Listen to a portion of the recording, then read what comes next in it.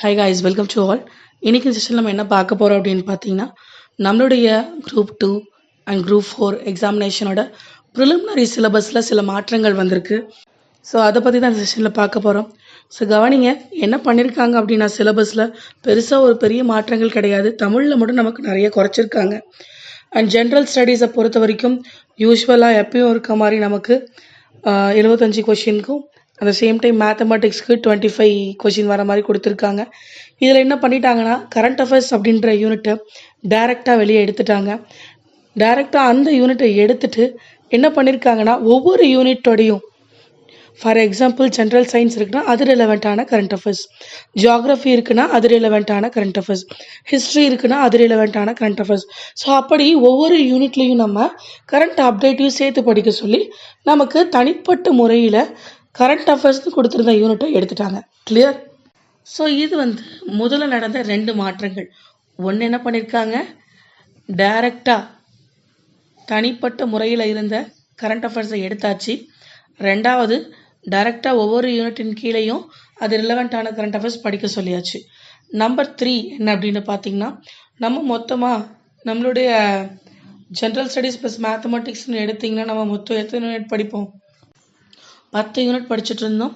So அந்த இடத்துல இப்போ நம்ம பார்க்க போகிறது மொத்தமாக அந்த 75 கொஷினுக்கான ஜென்ரல் ஸ்டடீஸில் பார்த்தீங்கன்னா, ஃபர்ஸ்ட் யூனிட் ஜென்ரல் சயின்ஸ், அடுத்ததாக பார்த்தீங்கன்னா geography and history, third unit history plus INM.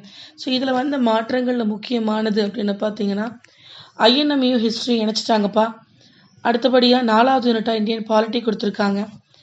5வது யூனிட்டாக உங்களுக்கு Indian economy and development administration, அதாவது இந்தியன் எக்கனாமியையும் நம்ம தமிழ்நாடு அட்மினிஸ்ட்ரேஷன் ஒரு யூனிட் இருந்துச்சு இல்லையா, யூனிட் 9, இது ரெண்டையும் இணைச்சிட்டாங்க. ஸோ அடுத்து இதை தொடர்ந்து அப்படின்னு பார்த்தீங்கன்னா யூனிட் 6 இருக்குது. இந்த யூனிட் 6 அப்படிங்கிறது வேறு ஒன்றும் இல்லை, நம்ம படிச்சுட்டு இருந்தால் யூனிட் 8 தான். ஓகேவா? ஸோ இந்த இடத்துல மொத்தமாக 2 யூனிட்ஸை இணைச்சிருக்காங்க. ஒன்று ஹிஸ்ட்ரியும் ஐஎன்எம் இணைச்சாச்சு, இன்னொன்று என்ன பண்ணியிருக்கோம், எக்கனாமியும் தமிழ்நாடு அட்மினிஸ்ட்ரேஷனையும் இணைச்சாச்சு. இதில் ஒரு மிகப்பெரிய ப்ளஸ் என்ன அப்படின்னு பார்த்தீங்கன்னா, உங்களுக்கு ஒவ்வொரு சப்ஜெக்ட்லேயும் ஒவ்வொரு யூனிட்லேயும் எத்தனை கொஷின் கேட்க போகிறாங்க அப்படின்ற வெயிட்டேஜை நமக்கு டைரெக்டாக கொடுத்துட்டாங்க. கிளியர்? ஸோ அடுத்து பாருங்கள், பார்ட் பி நம்மளுடைய ஆப்டிடியூட் அண்ட் ரீசனிங். ஸோ ஆப்டியை பொறுத்த வரைக்கும் மேத்தமெட்டிக்ஸில் உங்களுக்கு 15 கேள்விகள் இருக்கும், ரீசனிங்கை பொறுத்த வரைக்கும் 10 கேள்விகள் இருக்குன்னு கொடுத்துருக்காங்க. ஸோ இது போக தமிழில் என்ன மாதிரியான மாற்றங்கள் இருக்குது? யூஸ்வலாக எப்பயும் போல் 100 கொஷின் தான். அந்த 100 கொஷினை எப்படி கேட்க போகிறன்றதை மாற்றி கொடுத்துருக்காங்க.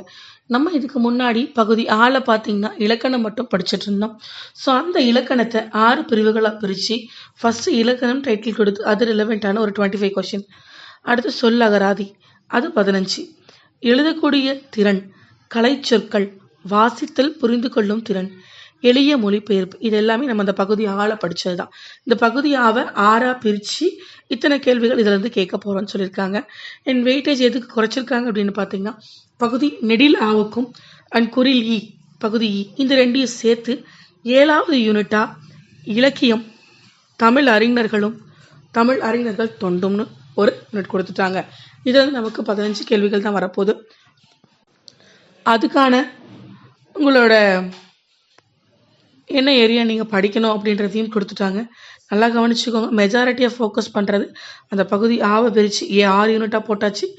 ஆ அண்ட் இ இது ரெண்டையும் சேர்த்து ஒரே ஒரு யூனிட்டாக கொடுத்துருக்காங்க. ஸோ இதுதான் இந்த சிலபஸில் இருக்க பெரிய மாற்றம்.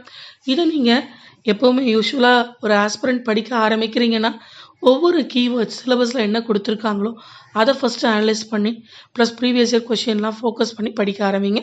Wish you all the best. Thank you for வாட்சிங்.